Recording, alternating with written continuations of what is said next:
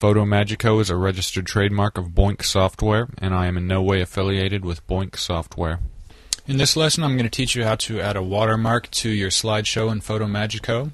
If you come up to the top where it says Slideshow, and below that it says Settings, if you want to click there. And then you're going to want to click the Watermark tab up here at the top.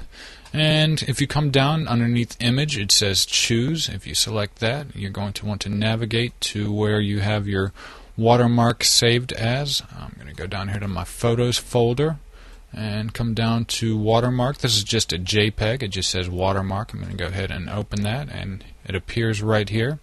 And you can change the opacity of your watermark as well. I'm just going to put it about halfway and click OK. And that's going to put my watermark. You can drag this around to wherever you want it at, and you can also resize it and change the rotation of it as well.